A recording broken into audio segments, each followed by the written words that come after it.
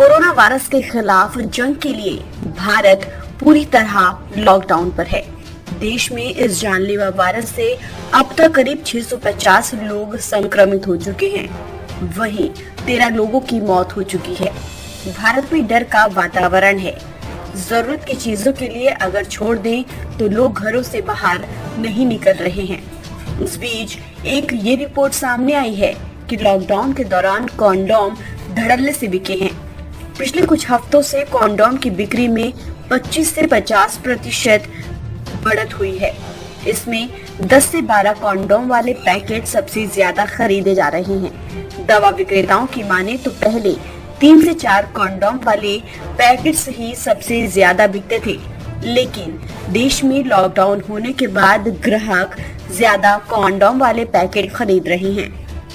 जानकारी के मुताबिक अक्सर नए साल की शुरुआत में कंडोम की बिक्री सबसे ज्यादा होती है, लेकिन कोरोना वायरस के कारण देश में लॉकडाउन होने से लोग रेगुलर दवाइयों के साथ कंडोम भी खरीद रहे हैं।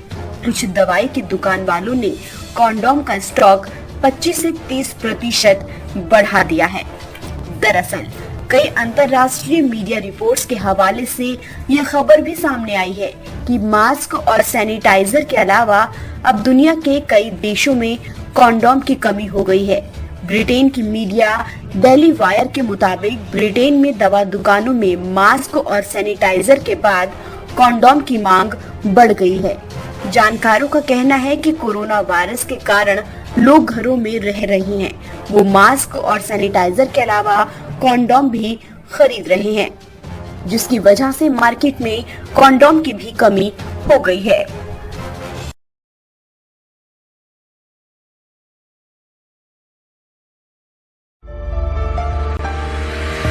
बहनों और भाइयों, चांद सितारों जैसे चमकते दमकते जेवरात आपका इंतजार करते हैं एमएस ज्वेलर्स के शोरूम पर। कुवैत, तुर्की, सिंगापुर, कलकत्ता और मुंबई की शानदार डिजाइन्स के बेहतरीन जेवरात आपके इंतजार में। हसीनाओं के हुस्न को करे दोबाला। 916 हॉलमार्क ज्वेलरी। एमएस ज्वेलर्स के जेवरात बाजार से कम दाम में। MS jewellers, opposite Apollo hospital, Hyderguda, Basheerbagh, Hyderabad.